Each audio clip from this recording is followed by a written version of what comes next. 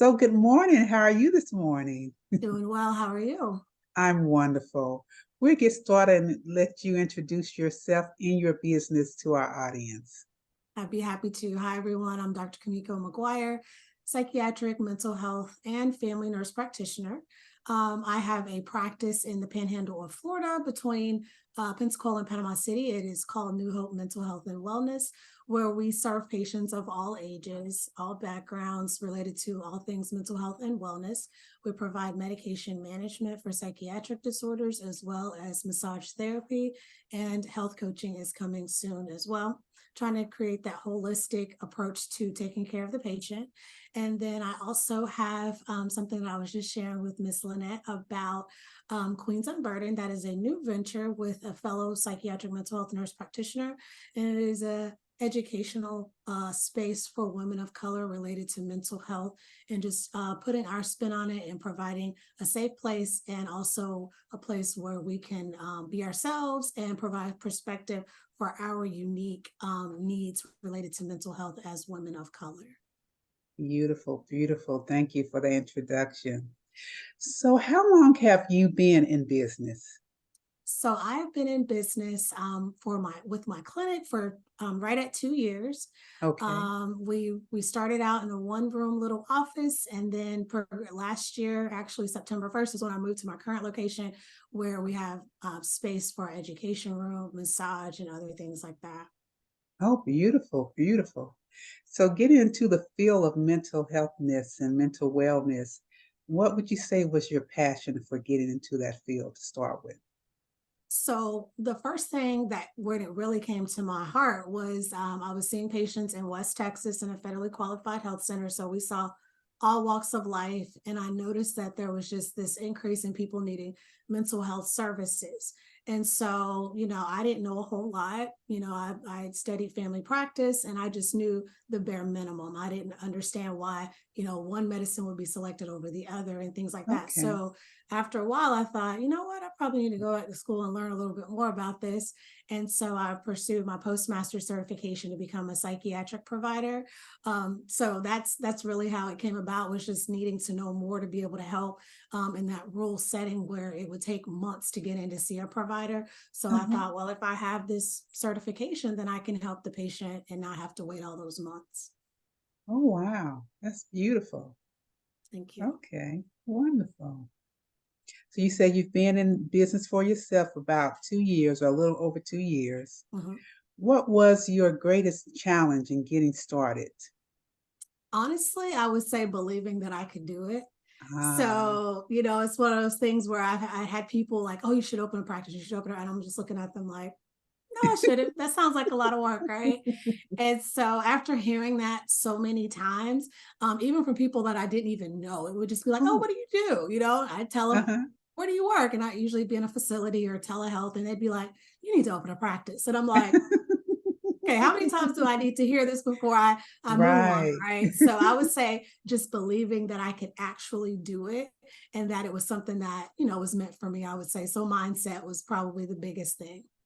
Okay. And how did you work on that mindset? Did you um, find a way to just jump into it, or did you work through it till you got to the point where you were believable of it, or how did that go for you? So I would have to say for me, it was just I had to decide to stop talking about it and execute. So it was like one thing that I still struggle with now is just analysis paralysis. Well, this could go wrong and that could go wrong and this could go wrong. And I'm like, Ah, or it could go right. Right. So right, it's one of those right. things where when you have the safety or the umbrella of working under a company, there's people you can go to like, hey, this is what's going on. What do you recommend? So for me, I was like, okay, one, you're gonna have to get some education, and not necessarily formal, but some type of mentoring or coaching or something like that. So I really just kind of started sticking my neck out and getting really uncomfortable and Okay. asking the questions, right? Because it was Ah, like I know how to do my job. That's not the problem. It's right. the backside of it. So it was just more or Gotcha. less creating time and space for myself to learn what I felt I needed to learn. Okay. And when you were getting into your business, you said you're in business with a partner?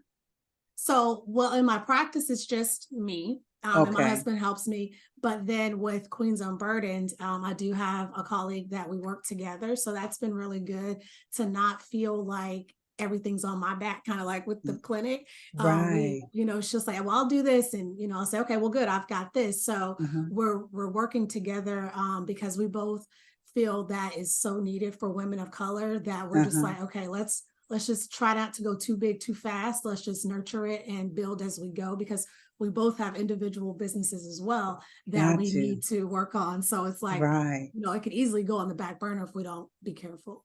Right. So with your business, and what's the name of your practice? My practice is New Hope Mental Health and Wellness. New Hope Mental Health and Wellness. Mhm. So it's just you. Are you wearing all the hats to manage your business? Not all of them. So luckily, I just brought on two new nurse practitioners to join me, so they'll be seeing patients as well. And Okay. then my husband does. He's kind of like my COO. He helps me with like I said, I just want to see patients, and he's like, okay, Right. well, what do you want me to do? So Uh-huh. he has, his education is he has a doctorate in business, so he's helpful in that aspect. And then he's also retired military, so he's a executor. He's like, okay, you want to do it, let's get it done. So he has really stepped up recently to kind of help me to get my vision aligned with my action, if that makes Got sense. you. Okay, wonderful.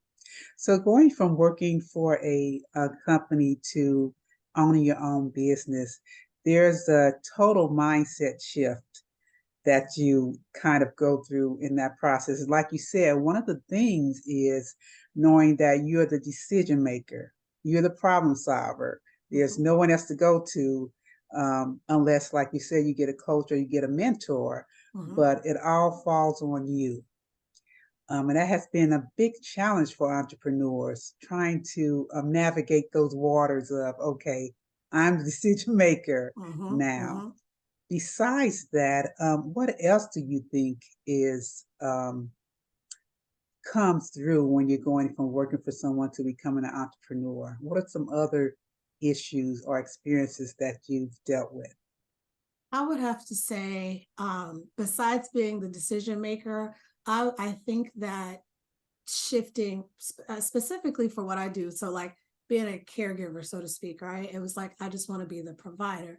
But then I had to realize, well, in order for this to survive, you have to think like an entrepreneur. You Mm, can't think like because, it's like, well, I just want to see the people and help them. But it's like, but we right, got to have a plan in order to keep the lights on. Right. And right. so I think that was a big shift for me, because my husband would just look at me and he's like, you're thinking like a provider, not a business owner.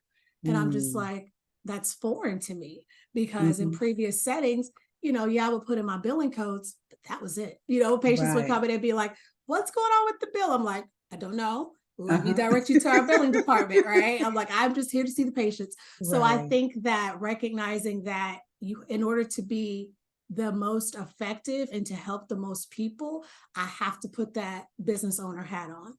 Ah, Otherwise, I'm just going to be a nonprofit without being right. a profit, if you get what I mean.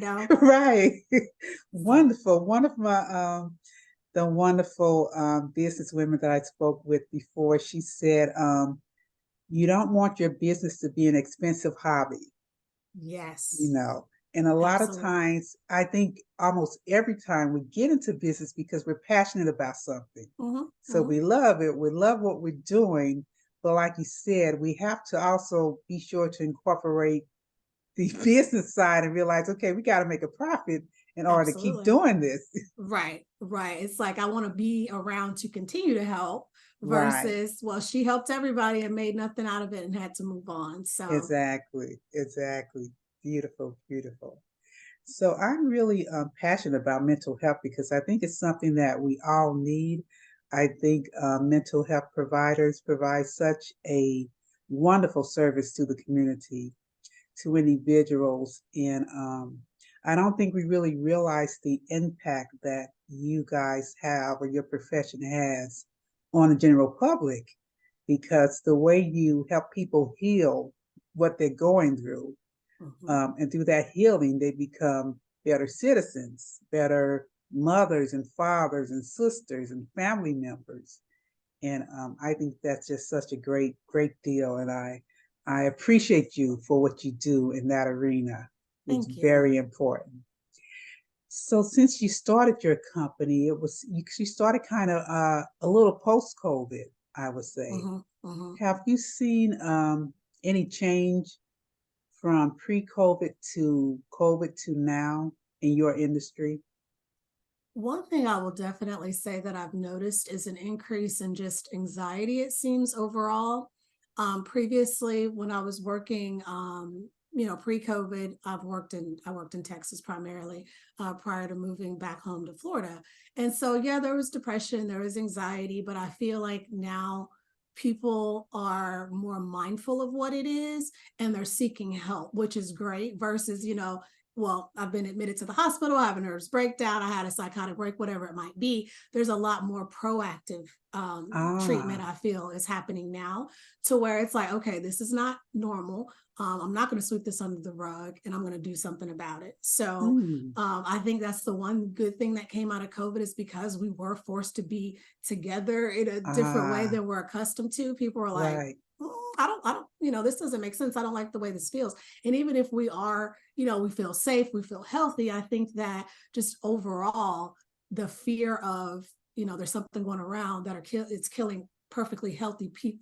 Healthy, I right. use that to go, and it's like, how do I know it's not going to affect me? How do I know that somebody, it's not going to affect my family and things like that? So what I've seen is definitely an increase in anxiety, but a shift of more of a proactive, like, okay, this is what's going on. And before my wife leaves, before my husband leaves, before I Hmm. lose my job, I need to Right. figure out how to get help. Right. And so Okay. I think that's been the biggest. And the other thing that I've noticed is that a lot of young adults are getting help. Ah, And like, every time I see one, I'm like, kudos to you for taking care of yourself. And this might right. be, a lot of times it's people that just turn 18 and they're like, my parents won't Ah, help me, but now I can uh-huh. do it on my own. So, Oh. and I'm like, do your parents know you're here? Because you're on their insurance. A lot of the time Uh-huh. they're still in high school or they're college, college freshmen or something like that. And they're just Right. like, yeah, they know. And they're okay with me coming. But it's almost like this shift in the generations to where the I'd say the young adults now, probably 18 to 25, are like, I don't like this. I know it's not right, and I'm going to get the help I need. Versus the Wow. older generations of, I've been struggling with this for 10 years, and now I'm at my breaking point and I need to do something about it. Right, right. And I see that too. Even in families and friends that I know of, I Mhm. see that the younger generation, they're more in tune with things not feeling right, Mhm. when things are not Mhm. feeling good. And I think it's great that it's more information out there for them to let them know there's help. There are Mhm. solutions. You just don't have to bury this and deal with this and keep going. You Right. can reach out for help. Mhm. So your clients, your clientele, is there an age range for your clientele? 5 plus. We pretty much Oh see wow. all ages. Hmm. Okay. Wonderful. Wonderful. So looking at your business today, having been in business for 2 years, where do you see your business, say, 3 years from now? Honestly, I would love to have at least one more location. Okay. That would be ideal. And providing the same services, would love to have like government contracts or something with the school district. I would love to do more of a B2B side of things as well. In addition to the one, the patients individually, but still kind of like trying to see what that would look like, whether that's a membership, whether that's kind of like an in-house EAP program. But I would love to be able to start going after bigger organizations and providing whether it's on demand classes, an educational perspective. So that way, when those things come up, they're like, oh, okay, I understand what this is versus I don't know what's going on and I don't know what to do. So I would love to have at least one additional location and then have a stronger educational piece be part of the practice as well. Got you. So when you thinking about your business, what are the services that you offer? So right now we provide medication management, Okay. so a little bit of talk therapy, not a lot because we're all prescribers by trade. Although we have been trained in a little bit of therapy, a lot of times with the more severe cases, I'm like, let's get you a therapist. So medication management, I do offer supplementation as well. If they're like, you know what, I really don't want to take medication, I can definitely recommend some supplements that could be helpful for different things. Sometimes even the supplements can help to not need as much of the medication, or kind of tweak what's left of the medication. It might be like, yeah, I'm doing well overall, but my energy's low. Or I'm still a little bit anxious, but I don't necessarily want to go up on my medication, or my mood's Mm, still a little bit down. So there are supplements that can help with that. And then we offer chair and table massage in the office because I want to look at the holistic side of things. And mhm, a lot of times the mental part of it does come out in, stiff necks and sore backs and things like that. So just uh-huh. providing that service as well. And then we also provide health coaching as well. That's one of our newer services that we'll be starting as well to kind of help with that physical side of health. Okay. Do you go into anything like techniques like meditation and those type of things? Not so much. Okay. I don't think it's a bad idea. A lot of times that's going to be more with the therapist side of things to kind of work through, this is what's happening now. This is the behavior that I have right now. How can I change that, or, think differently about it? So not a whole lot with meditation, although I do find it to be valuable. Okay, great. So going through your entrepreneur journey, what would you say, what would you say you love most about being an entrepreneur?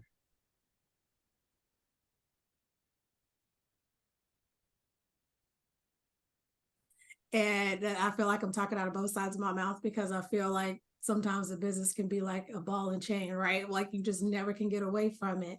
But it's the freedom of being able to do what it is you want to do, instead of, okay, well, this company doesn't believe in this, or they don't want me to do this. I'm able to provide the service with my own special twist to it. It's not cookie cutter. It's not, Oh, nope, sorry, I can't help you with that. I get to decide the destiny of my career versus putting it in the hands of someone else, which got could you. be good and bad, just depends on how you look at it. Uh-huh. And so what would you say you like least about being an entrepreneur? The ball and chain of it. Like there's times where like I'm just like, what was I thinking? Like I could just easily, hit somebody's clock, know what I'm Uh-huh. making every month or every week or whatever, Right. and not have to worry about the marketing, not have to worry about, the customer service side of it, at the higher level, right? So I would say that sometimes it can be all consuming. And I think that just making sure I keep my processes in place or build my processes so it doesn't always feel like I'm just one step from, drowning. Like I used to joke, Right. like I feel like the water's right here. And at any Right. moment, any sudden thing is over. So just kind of Right. like having grace with myself, executing appropriately when I need to. And I would say just being mindful that Rome wasn't built in a day. So it's like, yes, this is what I want to see, like you said, 3 years from now. But what do I need to do today to ensure that I'm on the right track? Got you. Got you. And speaking of that, feeling like you're near drowning any minute, what do you do to keep yourself grounded and to take care of your wellness? Because a lot of times it can become all consuming and it can be hard to separate, the work life from your personal life Mm-hmm, because mm-hmm, it can kind of get mixed up. You can be thinking about it all the time, mm-hmm, but mm-hmm. it's not healthy to let those lines just blur. So Right. what do you do? What do you practice to keep yourself aligned and to keep yourself well? So I would definitely say, so massage is a big one, right? So Okay. I almost have like subscriptions to things that will force me to do it. So like I Okay. have a massage subscription, so that way I know, okay, if I'm paying every month, I'm gonna Right. go every month versus, okay, I gotta remember to book this appointment, right? So even Right. if I don't have it booked, when I get that notification like your membership has renewed, I'm like, oh, I need to get that done because they have my money, right? Right. So that's one. I get facials every month. I even have acupuncture that I get. Acupuncture can be very relaxing as well. And when I'm tired, I Mhm. rest, right? Ah. So I'm like, I'm tired. Like I Mhm. might be physically in the bed typing my life away or whatever, but my body can rest a little bit. Uh-huh. So, it's not always just go, go, go, go, go. Right. I really try to create balance. And I know that is a very subjective term. But just being mindful of like, okay, my neck hurts, my back hurts. Okay, I need to get up and move. I need to and exercise is a big one too, Mm. because really regular exercise, research has shown, is just about as effective as one antidepressant. Oh, wow. So that is huge. That And is huge. and it's like not only is it working on my physical part, but it's also Right. the mental part. And exercise just isn't bad for you unless you hurt yourself or something like that. Right. But Right. I always tell people just pace yourself, get some Mhm. sunlight, try to eat healthy, try to just take care of yourself. So really just being mindful of the times when it's like, okay, I've had enough, I need a minute. And I think even just little short staycations or getaways are just huge, just to unplug, Mm. be one with yourself and your creator, whatever your belief may be, and just kind of like just be like, I don't want any Got phone it. calls, I don't want any notifications, I just need to be. Right. It might only be a Wow. couple hours or it could be a weekend, but I think it's important that we almost kind of build that into our calendar so we're Right. not just completely worn out constantly. Mm. That is amazing. That's very good information. You hit on a lot of great things. One, you said when you're tired, you rest. Hmm.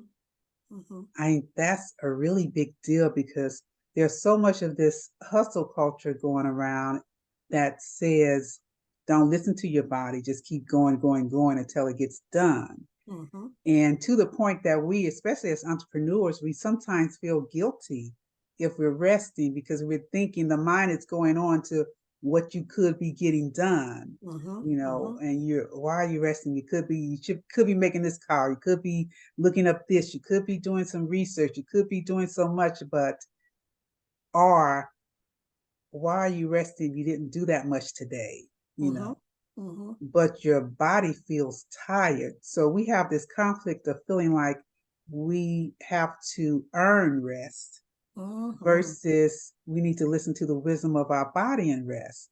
So I love that you said when you're tired, you rest. Hmm. That Hmm. I hope our listeners really take that to heart. That is key. When you're Right. tired, you rest. And you said exercise is like taking an antidepressant. Hmm. I didn't know that. That's great to know. So you're not just getting fit, but you're helping your mind to be healthier. Wonderful. Absolutely. Your mind and your emotions. Hmm. And then you talked about massage. So what is it that massage really does for your mind? So I'll be honest, nearly every single time I go to get my massage, I almost fall asleep. Like just like it's almost like my body knows like, okay, it's time to go to sleep. And and it's funny because like for me, a lot of times I'm like, I have an hour and a half subscription. Like that's an hour and a half every month at minimum that I Right. just get a moment to check out. Right. And so a Yes. lot of times we're spending a lot of time at the computers, which we're just Mm. not designed to be at computers. That's not that wasn't in the lineup, right? And so we're Gotcha. sitting, we're hunched, we're this. And so I've noticed that when I spend a lot of time on the computer, my body just hurts and I'm just tense. Ah. And so just kind of relieving that tension in the body can be extremely helpful and you just feel, more loose. And then of course, most people after a massage are like drink plenty of water because you're knocking out those toxins in your Oh, muscles, okay. and so Uh-huh. now it's time to get it flushed out. But a lot of times we're very stiff and we're constantly looking at screens. So our necks, are tense or messed up and things like that. So just kind of giving the body a chance to realign the way it's supposed to be can be extremely helpful. And one of the criteria for anxiety is muscle tension. So a lot of times people, women tend to carry their tension in their shoulders, men tend to carry it in their lower back. Now, can we have both? Sure. Can it be reversed? Of course. But a lot of times, I would catch myself like this is what it feels Ah, like. And I'm like, relax, yes, relax. yes. So a lot of times those muscles are like, oh, okay, we're at a computer for 8 hours a day. This is how we're supposed to be, when really that's not the case. Ah, okay. Great information. Great information. I didn't know that anxiety can turn up as tension in your body. But I Mhm, guess when you think of if you're nervous or you're anxious about something, your body you do tighten your muscles mhm, mhm, automatically. That's a response. It's almost with the emotion, your mhm. body moves like that. So Right. that's a great point. Great point.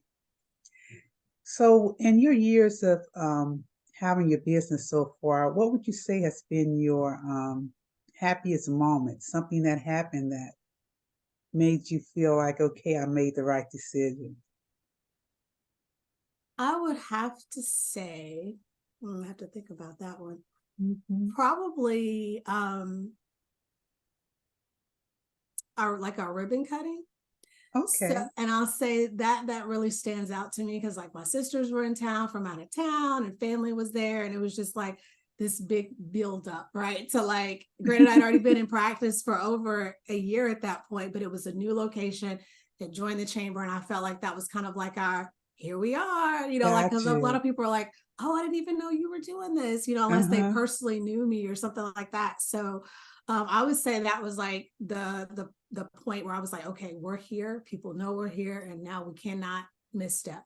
We've got to be consistent. We've got to be ready for new patients and things like that. So I would say that that was probably one of the better moments for me as a business owner, because we had a great turnout and people were just like, we're so glad you're in the community, and things like that. So I felt like it just solidified that we had made the right decision to move forward and provide services. And it's my hometown, which is it's very bittersweet. It's a full circle Ah, moment. My husband's retired military, so when he retired in 2017 is when we moved back to the Florida Panhandle, and I was like, oh, maybe I'll do something, and it was like you're right here in the community. Granted, I was working at a facility and doing tele, so I wasn't working in the community. right. So when people would say, well, where do you work? Where can I come see you? And I'm like, well, you can't, So I would say just being available to the people right here that I, interact with directly and indirectly was Got a you. high point. Got you. Wonderful one. So this is back home for you. Mhm, mhm. Okay. Nice, nice. So, looking at your business, looking at what you do in your business, and when you look at marketing, because when we talk about wearing all the hats, um, that means you have to be in control of and manage the marketing of the business, Mhm. manage the financials of the business, manage the profit and loss. How that is managed. So when we look at marketing, what are some things that you do to market your business that you have found worked or that you have found don't work for you? I would say, so it's interesting. And this is kind of embarrassing to say, but I really hadn't done a lot of marketing until probably the last 6 weeks or so. And Okay. primarily it was because there was a steady flow of patients, right? So I was Okay. like, okay, there's a steady flow. I'm just going to hold off on that. So once I brought the two other ladies on board and the massage therapist, I was like, okay, now it's time to market because we have Okay. open schedules and we need to fill these spots, right? So I've done a little bit with Google, I've done a little bit with Facebook, but I'm still in the learning phase of that. I will say that Got you. some of the programs, one of the platforms that I use to get patients does marketing for me. So I think that's Okay. where that steady stream of patients was coming in. And then being in a relatively small area, word of mouth has been huge. But one thing that has been the most beneficial for me, honestly, is just talking about my business. Ah, So as simple as that sounds, a great example would be I joined the Chamber of Commerce. And so we had to do like a new member orientation. So that was a group of business owners that I was able to introduce the business to. And then they offer, they actually have a very active calendar. So mm, I try to get out and be active on some of the committees that relate directly to my business. So healthcare committee, multicultural committee, just so people know that we exist. So whenever, that comes up, it's like, oh, we have the mental health person for you. So one of the best ones I would say related to, this is not, I think networking is marketing. So Yes, networking it has is, really worked definitely. very well. Yes. And so they have a healthcare committee meeting and it's really early in the morning. And I'm like, okay, I'm going to go. I'm going to go. I don't want to go, but I'm going to go. Right. So I go and I meet the owner of a therapy practice that has 7 therapists. And he's Oh. like, we need someone to refer to for prescribing. I'm like, I got you. Send them my way. Ah. And so we have a good collaborating relationship. So I have probably about 4 or 5 therapists that refer to me pretty regularly. So that's been Okay. extremely helpful, whether I met them directly, whether we had a mutual patient and the patient was like, hey, this is who I see. And then they're like, hey, I want to start sending people to you. And I'm like, send them on. Got So you. I would say networking has definitely been the most beneficial for me. And the least beneficial would be just not doing anything, just kind Okay. of waiting, kicking the can down the road. And I'll be very honest, the reason why I was kind of holding off is because I wasn't ready for the Mm. potential influx. Uh-huh. And so once I recognized that, I'm like, okay, I'm shooting myself in the foot here. I need to Got you. get going. So once I kind of figured out, services, packaging, providers, I'm like, okay, it's go time. Let's start putting it out there. Okay. Wonderful, wonderful. That makes a lot of sense. And I think a lot of us go through that. We um build our business and we get to a point where I guess it's at a comfortable stage, Mm-hmm. the flow of it and we feel like, okay, and when it gets to a point where it's about to maximize out, then we realize, okay, we got to spread it a little. Mm-hmm. Wonderful. Great, great tips. Um, let's see. So you said in 3 years, your goal is to have another office open Mm-hmm. and to continue offering the same service that you offer now. Mm-hmm. Okay, great, great. Wonderful. So looking at what you do to help yourself relax and to maintain your holistic wellness, if someone's thinking about fellow entrepreneurs thinking about, I'm a bit stressed out. Um, I don't know if I can handle all of this. Maybe I should just close the doors tomorrow. It's getting to be too much. What would be your advice for that person? I would definitely recommend taking a minute and kind of looking at the full picture, right? Because we're going to have those moments. Like entrepreneurship is not easy. If it was, everyone would do it and everyone would be Hmm. successful. So a Yes. lot of times it's going back to why did I even pursue this in the first place? And also looking at myself and deciding, well, have I really done everything that I'm supposed to do to make this successful? Because it's real easy, I feel, to find all the things that aren't working, but then it's like, well, what have I done to make it work? It's Ah, one of those things where it's like, I feel like, well, this didn't work. Like, oh well, and it's like, well, does that mean it need to be tweaked? Do we need to go back to the drawing board? And I think a lot of times just being open to constructive criticism and being mindful of what you don't know. So like a lot of times we feel like we have a great idea of what business is or what it should be. And then it's like, you didn't know you had to do that. I've had people do that. yes. And it's like, okay. So people are starting up businesses, right? And not understanding like you don't own a business, you own a job. Like, there's certain Right, things where it's like, right, and it's not really a good job either. Like you right. mentioned, the previous person, an expensive hobby, right? So if you don't work your business like a business, it's not going to pay you like a business. Is really how Mm, I had to, is what I would recommend is recognizing like, okay, did I really do everything that I was supposed to do? Did I do the research? If I did have a coach or a mentor, was I coachable? Was I open to criticism? Was I willing to do the things that they recommended? Because if not, then you've wasted your time, their time, and probably your money as well. But mm, recognizing that you don't know everything, right? right. So I feel like a lot of times we'll go into business because, like for me, for example, it's like, well, I know how to see patients, no problem. Yeah, I've had, my husband and I did some other things on the side as far as side hustles and little businesses and things like that. okay, I got this. But it's Uh-huh. a whole different animal when it comes to the legalities, the liability, the responsibility of recognizing like this is a lot and I need to really prioritize what's important. And if I can't even do that, then I probably shouldn't be in business. Mm, If you're not comfortable with, you know, telling people about your business, because nobody's gonna come and just be like, "How can I give you my money?" Like you got right. to be able to figure out what problem are you solving. Have you executed to the best of your ability? Um, is my marketing on? Is my messaging right? Like all these things. Because if it's not, you're missing opportunities. Am I collaborating with the right people? Have I been, Mm, you know, such and such told me I need to do X, Y, and Z, but I figured my A, B, and C was just fine. Well, no, it's uh-huh. not, because now you're not, you know, you need help. So I think just Right. recognizing that it's okay to ask the questions. And sometimes my own business mentor was like, sometimes you got to buy a mentor, right? So Uh-huh. I always thought mentor is free, but you have to invest in yourself. If you aren't investing in yourself to be a better business person, then because things are changing, like, Wow. you know, AI for one, right? Yes, All the things that yes. have come with that. Imagine being in a business and you're over here working 2 and 3 times harder to do the same work because you refuse to learn the new stuff, Right. which could save you time. So Yes. I'm a firm believer in working smarter, not harder. And if that Ah, means, you know, taking 30, 45 minutes to learn something new to save me hours down the road, right. then that's what I'm going to do. Okay.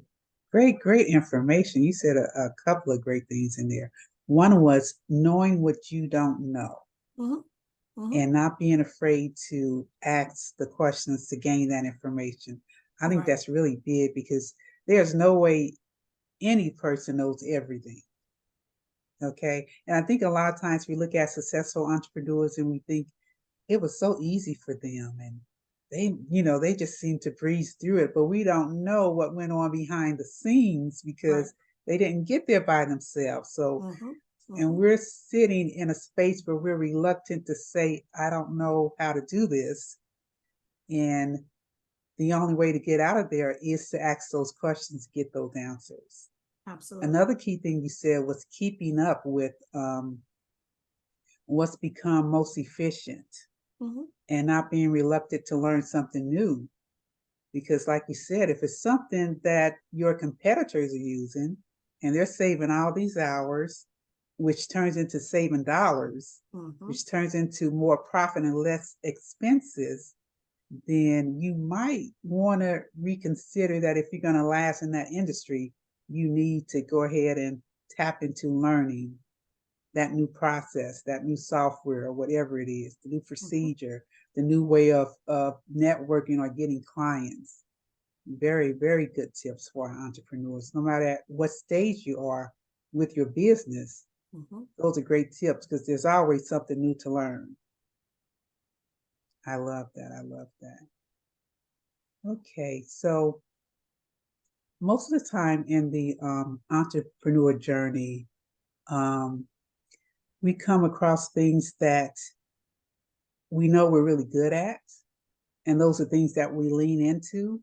And then we come across those things that either we, like you just stated, don't have a really good clue about, or we just don't like doing. Because I know a lot of people are uncomfortable with networking, for one thing. Mm-hmm. It's like I know my business and I just want to do my business. But in order for my business to grow, now I realize I need to network and get the word out there. And you spoke about joining the Chamber of Commerce in your city as part of your process of doing that. Is Mm-hmm. that something you would recommend to entrepreneurs? Is it like a great place to start if they're apprehensive or just not great at networking? Definitely. And I think that it really just depends on, you know, your chamber. So I feel like the chamber where my clinic is very active and they're very big on putting, you know, businesses out in front of other businesses and things like that. And they do a lot in the community. So I definitely would at least do a little bit of research related to the chamber prior to joining, because it could be a great investment or it could be a complete waste of your time.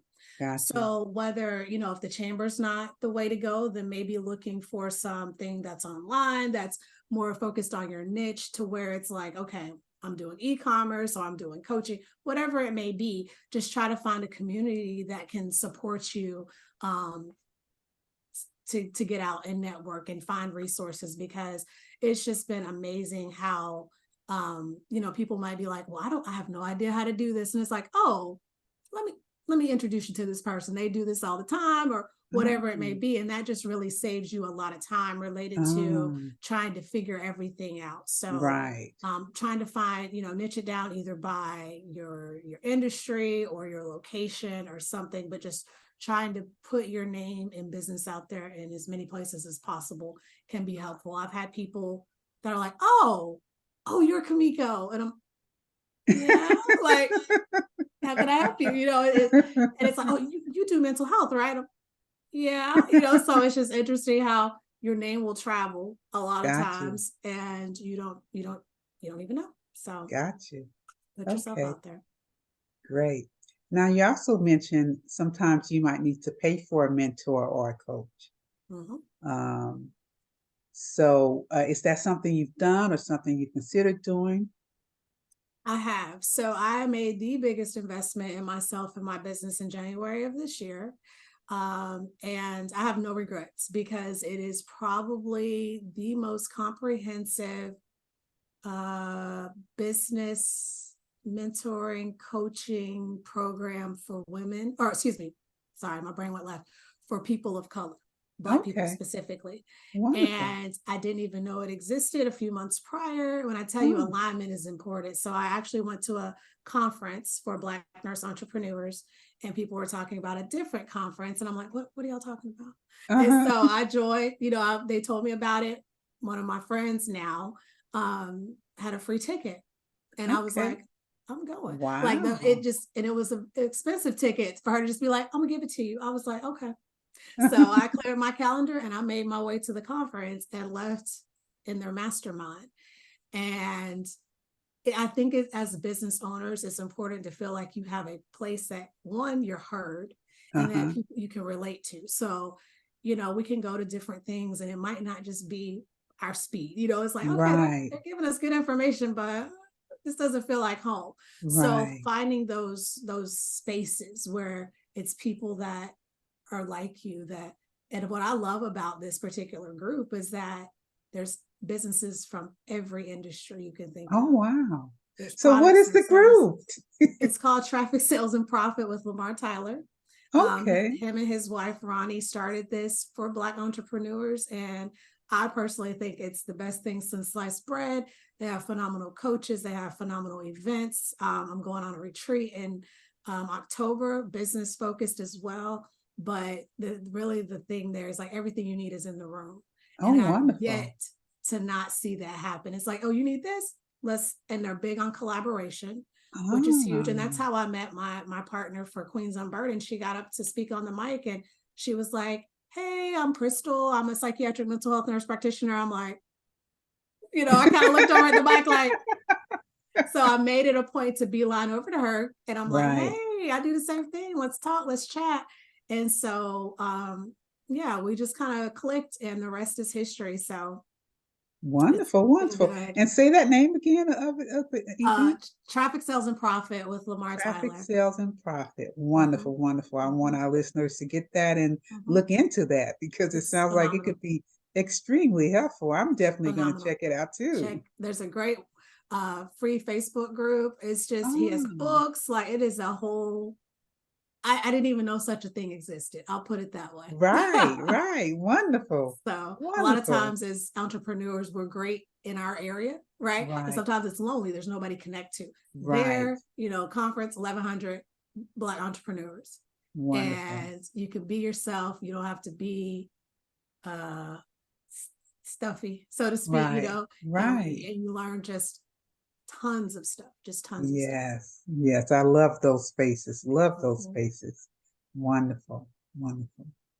So let's talk about holistic being a holistic entrepreneur, and that goes into holistic wellness, which is one of the things you said you're passionate about Mhm. with your patients, which is drove you basically to further your education to be able to offer them full services. Mhm.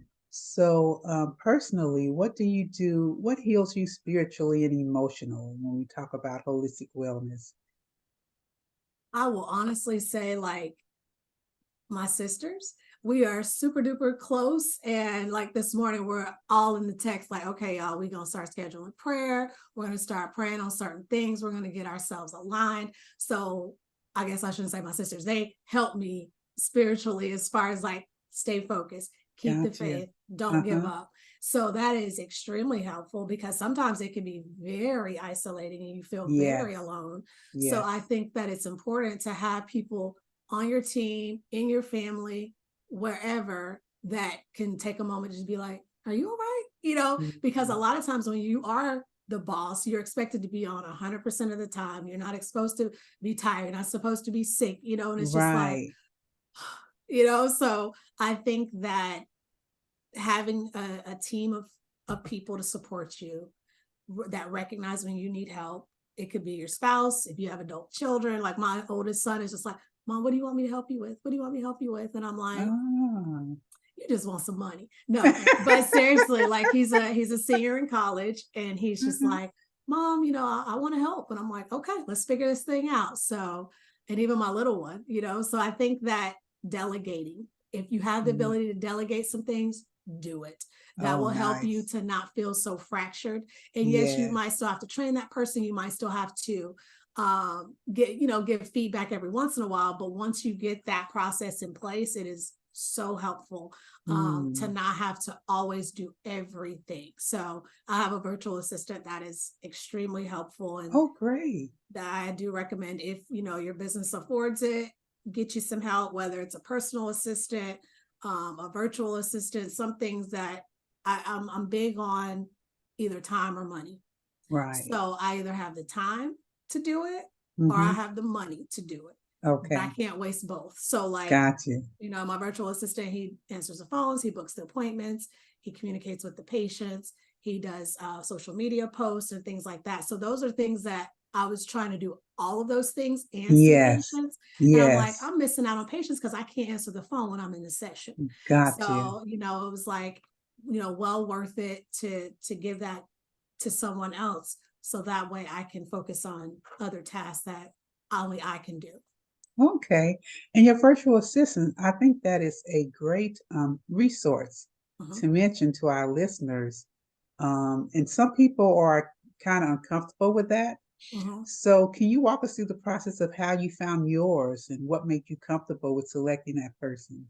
Absolutely. So I had heard some horror stories from some other people. Granted, they didn't have the exact same business model that I have, but it Mm-hmm. was just kind of like, oh, when I decided to get rid of them, it was bad. They Uh-huh. did they sabotaged them essentially. So Uh-huh. that made me not want to do it at all. But what I found to be helpful was again asking the question, right? So a fellow colleague of mine was like, hey, this is the company that I use. I'm happy with them. This is what they can provide. So sometimes just asking people, word of mouth, just like for our businesses, is good for their businesses. And I wanted to have a company versus an individual because a Mm. company I would hope would handle things better. And there's Right. someone that your actual virtual assistant is accountable to. So Got the you. company that I use currently was recommended to me by another nurse practitioner. Uh-huh. And, they were like, this is what we can offer. Just, tell us what you want us to do. And so that's been helpful. So I have my direct VA, but then also the owner of the company that he works for checks in with me once or twice a month just to say, hey, Okay. I want to make sure everything is going well. So I think that just being aware of what, asking for samples too of what they do. Like tell me, I don't want you just to be like, yeah, I edit video, I do this, I do that. And then you get it and you're like, oh Right. no, like this is not what I wanted. Right. So just being clear on what you want, setting that expectation, setting aside time for them to be trained properly and know exactly what needs to be done, because a lot of times people will get frustrated because usually they are in a foreign country. So there might be a language barrier or, lack of understanding related to some colloquial terms and things like that. And even Right. spelling is a big one. So I'm like, you know what? I'm going to be patient, because if 95% of what you're doing is top notch, we can work on the other 5%. Got And you. that's still tasks that I don't have to worry about. And it's Right. typically a lot more affordable than, trying to have someone that is in person. Eventually, I would love to get to that point. But for now, Right. virtual has been working well. And I probably will have virtual to some extent, no matter what, just to kind of do some of the background stuff Okay. that needs to be done regardless. Mhm, Wonderful, wonderful. So you basically had someone who referred you to a company, mhm, and their experience made you comfortable with going with this company. So that makes a mhm, lot of sense. So to find someone who's doing or who's using what you need and get a mhm. reference. Right. Sounds good. Sounds good. Now, you also spoke about something that I think is very important, which is delegating.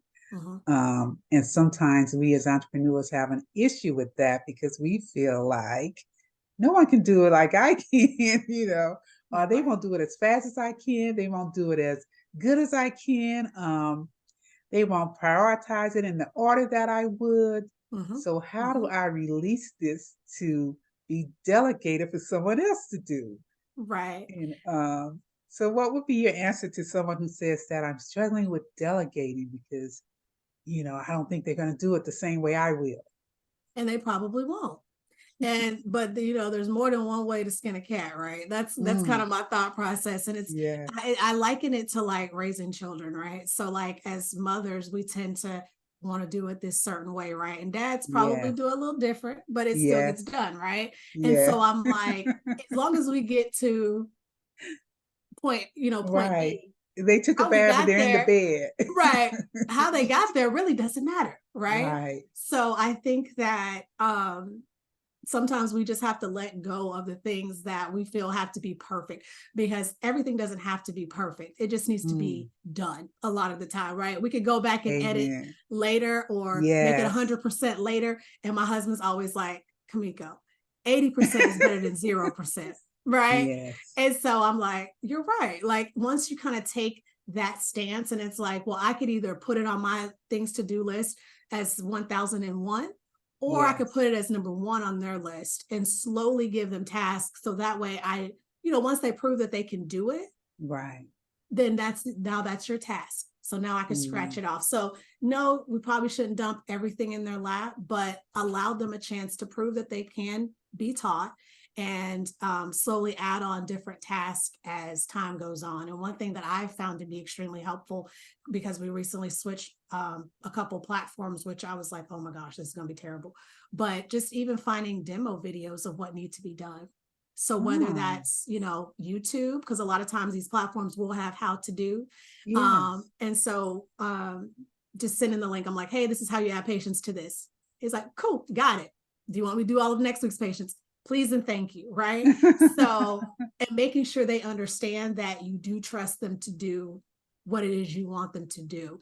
And if you're concerned about language or things like that, hey, send me a draft of it and I'll look over it real quick, and then you can press send.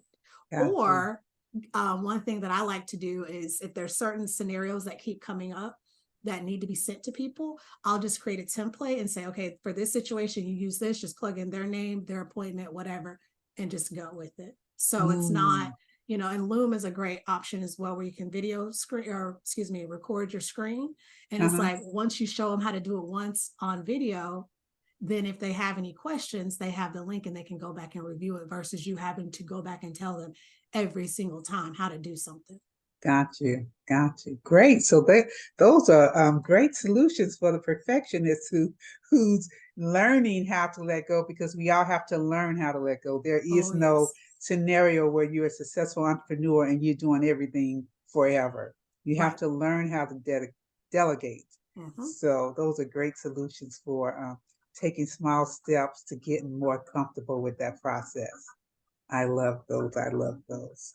So I want to talk about for a minute your collaboration with the sister psychiatrist you met at the event, Queens Unburdened. So can you tell us more about that and what's the focus of it and how can our listeners become a part of that or benefit from that? Sure. So we just launched like literally like a couple weeks ago. We talked Okay. about it and we're like, okay, let's just start. Let's just do what we do. So Queens Unburdened, a mental health perspective for women of color, is open to all women of color. Doesn't matter if you're 65, 105, 25. Okay. It's for Gotcha. all of us. And so what we came to recognize is that as women of color, we tend to be held to different standards. We have different expectations. And a lot of times we have different burdens than other women, right? And so we just kind of had a conversation and we're like, we should do a podcast. She approached me actually like, what do you think about doing a podcast? And we just kind of really touch on things related to women of color and mental health. And I was like, I like it. What else should we do? So we're like, we could start a Facebook group. So we do have a Facebook group. We have almost 100 people in there. We're pretty proud of that. We've been really working at trying to get people in there and really just, we go live. We're aiming for every Friday just to kind of put some things out there. We did one this past Friday and we focused on joy and pain and how that can direct our behavior. So that was the first one. We officially plan to launch the podcast this coming month because it is Suicide Awareness Month. And so a lot of times in our culture, we tend to sweep those things under the rug, right? Like, oh, they're just crazy, right? People say stuff like that, or, oh, they've been like that their whole life or whatever. And it's like, but they don't have to be. Like, what is going on, right? Or we see these generational curses that we're just passing down from one to the other. And it's not, let's go get help for this. It's, you'll be all right. We've been all right, you'll be all right. So there's a lot of stigma associated with mental health. And then when we start breaking it down culturally, depending on, your belief systems and things like that, it could be something that people never even talk about. Never even talk about it. And so we've just created this space where we are just putting it in the front, like, okay, what does it mean to be a Black woman? What does it mean to be a Black successful woman, a educated woman, a mother, a wife, a sister, a child, right? Like all the different roles that we're expected to play. And a lot of times we are the caregiver, right? So it's like after a while, that's just a lot of burden to carry. So we're like, okay, we're going to unburden you. We're going to talk about the things, we're going to put it front and center. And a lot of times with mental health, it can feel very isolating. Like I'm the only one going through this. No, you're not. You're the one that you're not the only one. So it just seems to be like a theme, a recurrent theme as Black women or women of color in general, that we're supposed to hold it together. We're supposed to take care of the family. We're supposed to work. We're supposed to go to school. We're supposed to do all these things. But it's like, where do I fit in all of this? What is my role? Right. So yes, I'm a mom. Yes, I'm a wife. Yes, I'm a daughter. But who am I at my core? And how can I nurture that person so I can fulfill all of those roles that are required of me? Not to say that it's a burden, like I don't want to do it, but I need to know how to carry this load properly. Exactly. I love that. I love that. One of my mantras is fill your cup first and so serve others from the overflow. Absolutely. Because if your cup is not filled, what you're giving to others is of the lowest quality of yourself. And you need to make sure your cup is full first so that when you go out there, when you're living, when you're giving, when you're caring, you're giving your best. And you deserve that time and that process and whatever it takes to fill your cup. Absolutely. Beautiful. So I love that. So we're going to look for you guys on Facebook. We're going to look for your podcast. You said you'll launch it in September. That is our goal. It's already recorded. We're just going through the process. And then we're planning on probably 2 a month is the goal right now, to where it'll be kind of like informational and then maybe like a check-in, like, hey, this is what we've talked about. How have you worked on yourself, your life, whatever it is, because I feel like with women being in the workforce and raising children, and sometimes we're single parents, and it's a lot. It can be a lot. And it's just like, when do I get a minute? When can I breathe? So yeah, we just wanted to be able to let people know we hear you, we see you, we value you, and we want to make sure, like you say, you're the best, your cup is full. Right. Beautiful, Well, beautiful. I love that. Definitely needed. Definitely needed. Great. Thank you for sharing that. my pleasure. So, when we think about women of color entrepreneurs and all the things that we've discussed about the experience of being an entrepreneur, things that we need to acknowledge to keep our business going and to stay profitable. We think about our wellness, our total holistic wellness. What would you say if would be the top 3 things you would tell us to keep top of mind when we're going through this process in this life?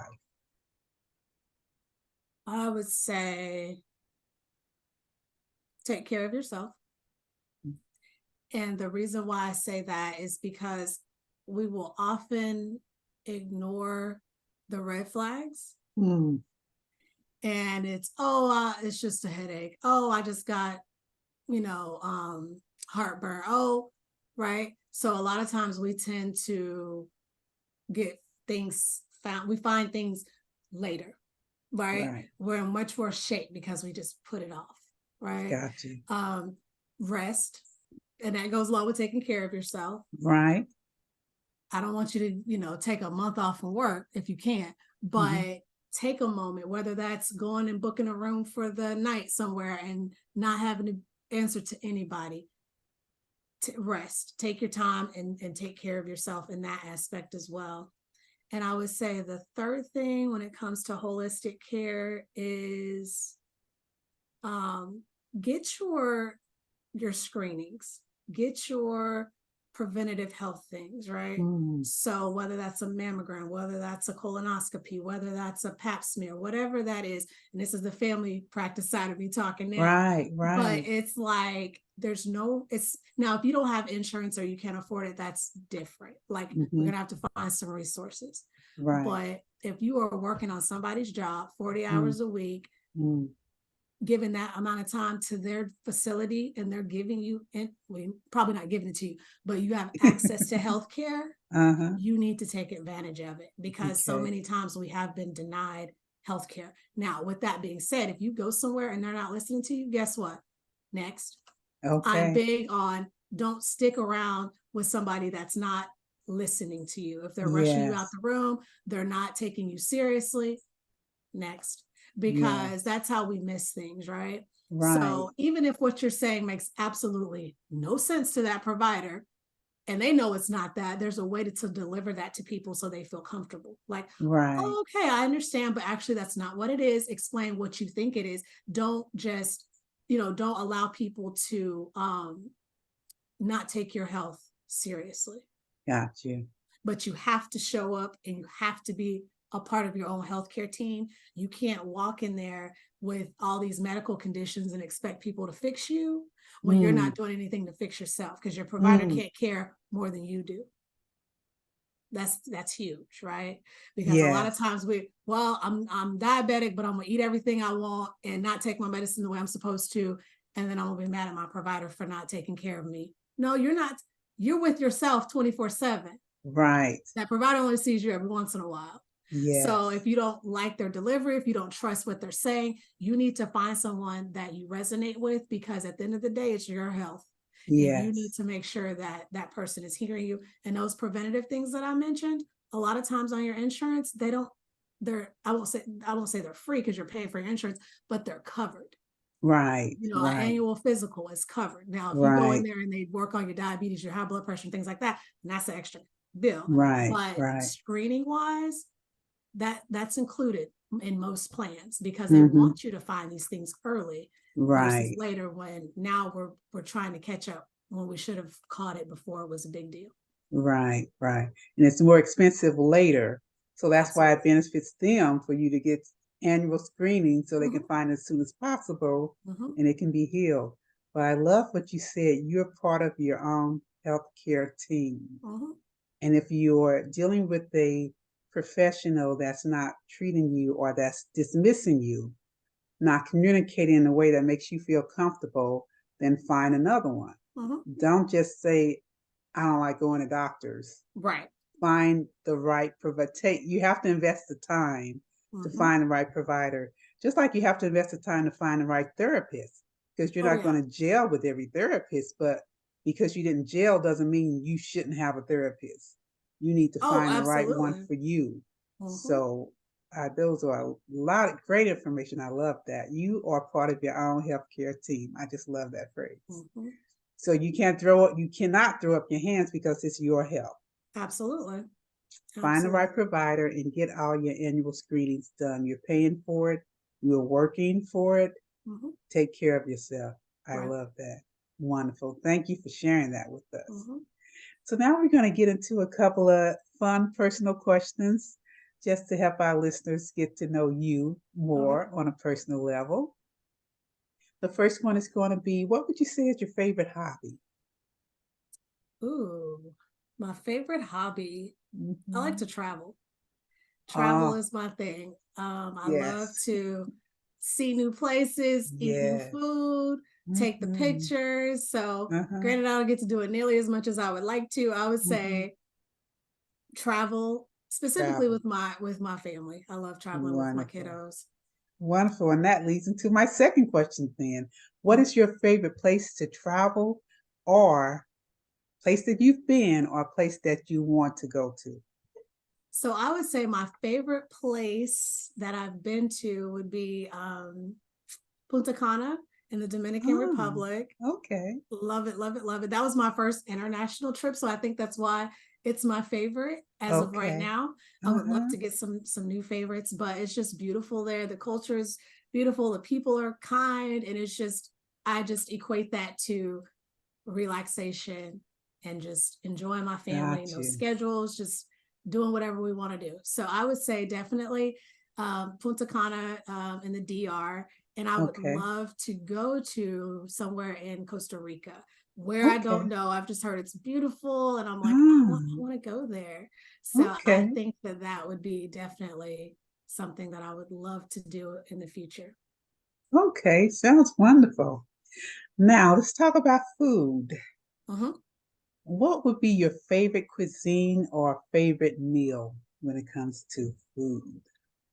So I would say cuisine is gonna be like um what's the word? Soul food, like Okay. Southern food. And the Yes. reason why I'm from Florida, the Panhandle, we call it Lower Alabama for real. And Uh-huh. both sides of my mom and my dad's side of the family have roots in Alabama. I was blessed to see three of my great grandmothers, Oh, and so wow. I just had tons of food. Three. Three of them. Wow. It was my mom's mom, my mom's dad's mom, and my dad's mom's mom. So Wow. longevity was definitely, they all lived to Yes. be until I was an adult. One passed when I was 18, the other I was like 23, 24, and the other was I was 30. They Wow. lived to be 102. Wow. Mhm. That's amazing. So I had some good Southern grandma cooking. So I bet you did with three great grand. Oh my, I can mhm, only imagine. mhm. So do you like to cook? No, ma'am. See, they borrowed you. Right. Not even a hesitation. I like to eat. I'm not big on cooking. And it's funny. I was telling my husband, I was like, my mom never really like made me cook. She was just, Uh-huh. but I always had my nose in a book somewhere. So I guess she Uh-huh. figured just do you. But Right. I said I wish I had gotten in that kitchen and really like learned some things. Can I cook? Sure. Am I great Uh-huh. at it? Like I can survive, but I know there's better people out, more people out Uh-huh. there that cook better than me. So I'll circle back to that whole delegation thing. I actually Right. found a wonderful chef that cooks meals for my family once a week. And, Uh-huh. I'm like, I don't want to eat out all the time, but I want to have something wholesome. And Right. my kids, well, I only have one still at home now, but my little one can, take it for his lunch and things like that. And my husband, Uh-huh. he's busy too. So we're both like, okay, I would love to just go to the fridge, scoop out what I want, warm it up and eat. Right. So, Right. and that's something that I've learned about at a conference. There was a couple, they had $1 million home care business, and the guy was like, my husband doesn't have, I mean, the husband said, my wife doesn't have time to cook. Like, we're building Uh-huh. an empire over here. And I'm like that was so That sounds profound to good. me, right? He's like, she Right. shouldn't be sweeping and cooking and we can hire people to do that. And I'm like, Right. I like the sound of that. So I brought that home. Like, let's just try it. My husband's like, that's fine. Like, whatever you feel like you need to do. So it's been Wonderful. good. Wonderful. I love that. I love that idea. Great, great. Okay, and the last question. What was your favorite childhood game? Hmm. Favorite childhood game? I would have to say kickball. I Ah. loved playing kickball. I was not like an athletic person by any means, but so it's funny. Like, I grew really fast as a kid. I was always like the tallest in like first, second, third, up to about fifth grade, and then I quit Uh-huh. growing. So it's Uh-huh. funny because they would line us up for pictures, like, by height. So Uh-huh. I'd always be like one of the last three. Well, by the time we got to high school, the people that I was standing in the back of the line with were like 6'3". And I'm like, Oh, yeah, wow. I quit growing. But because I was a bigger kid, like I could kick the ball further, that kind of Right. thing. So I always enjoyed kickball. That was like one of my favorite things to play as a kid. For sure. And then Jeopardy, which isn't a kid's game, but my Uh-huh. mom and I would watch Jeopardy and we keep track, and I always claim I beat her. She's like, you didn't win. But it was always just fun to like keep track of all of our score and things like Right. that. So a little bit of a nerd, but that's okay. Sounds like fun. Sounds like fun. I love that. Well, thank you so much for being here with us today. We appreciate you sharing all your experience, your knowledge, your sincere feelings about being a woman of color in business, your entrepreneur journey, the future dreams and goals for your business. Again, thank you for being with us and everything that you share with us. Thank you. My pleasure. I appreciate the invite. Okay. Now you be well. You too.